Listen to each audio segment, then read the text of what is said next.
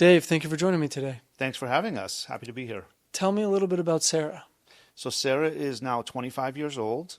She started having seizures when she was about 16 months old, and we started a journey to deal with that. At that point, for a short period of time after she was 16 months old, when we put her on her first medication, she was seizure-free for a little while, maybe a half a year or so, and then started having breakthrough seizures sometime after that, and we've been playing the mix and match and change medicines game ever since. And we just recently moved Sarah out of our house, which is a part of this journey that probably we're one of the only families here that have gone through, since Sarah's a little older than a lot of the CURE GABA A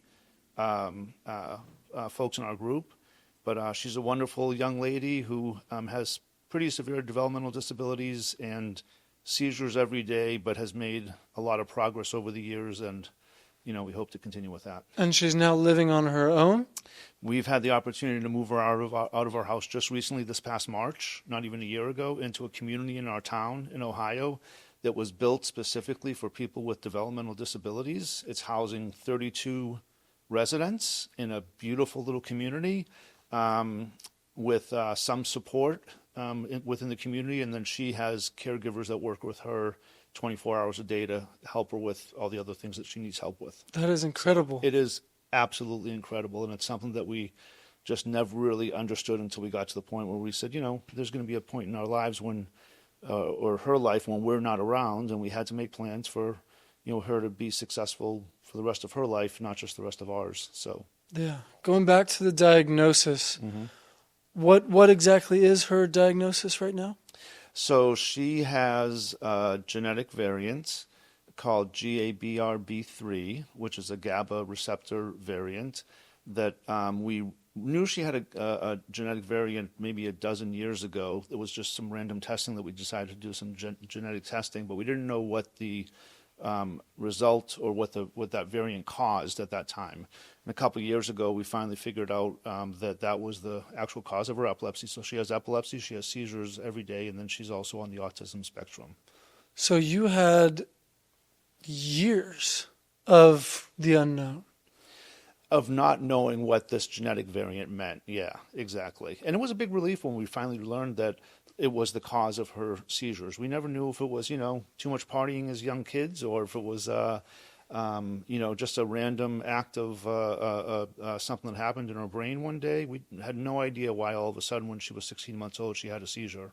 And to learn that it was genetic was really, it gave us a lot of relief regarding just sort of, understanding some things, through the years. And not blaming yourself for anything. Blaming yourself. You get to let go of that. Being able to move on and let go of some of that stuff. Exactly. Yeah, that's amazing. What has been the biggest challenge of going through this journey through her diagnosis? Well, with uncontrolled epilepsy, which most of the families in our CURE GABA A community are dealing with, it's a never-ending battle of changing medications, waiting and waiting and waiting for that change to take effect, then understanding whether it was a good thing to do or not, and if it wasn't, spending months and months and months reversing that decision, and then trying again. So we have been through 3 national clinical trials on new medications with Sarah. We've tried maybe a dozen other medications with her through the years.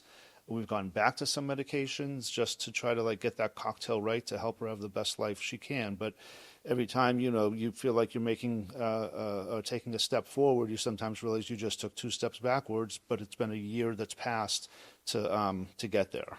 Anyone that may be going in that back and forth limbo that maybe doesn't see any light at the end of the tunnel right now, what advice would you give them? Well, the one thing that we've really learned through this journey is that, the community that you become a part of, the sort of generic or general special needs community, is a very powerful community. So those people, whether it's a friend that has a child with Down syndrome or another developmental disability, you become a very tight-knit community, and stick to those people.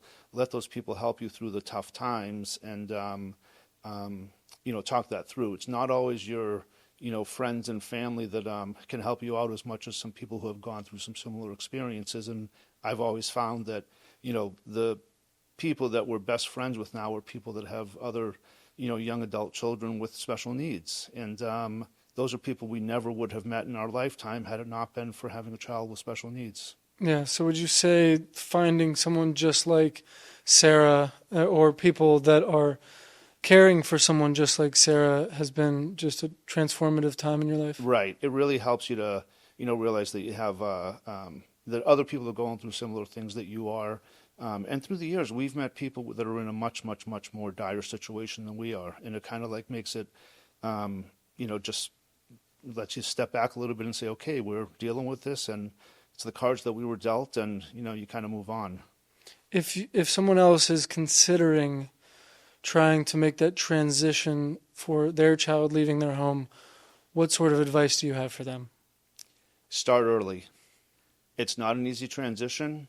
It's an expensive thing to do. I mean, these houses and facilities for people with special needs to live in are not just sitting on street corners waiting to be occupied. There's a lot of work that goes into that, so start early. Ask lots of questions, look at other models, because there are a lot of models that have sort of developed over the last half dozen years or so. Look at other models and do your homework.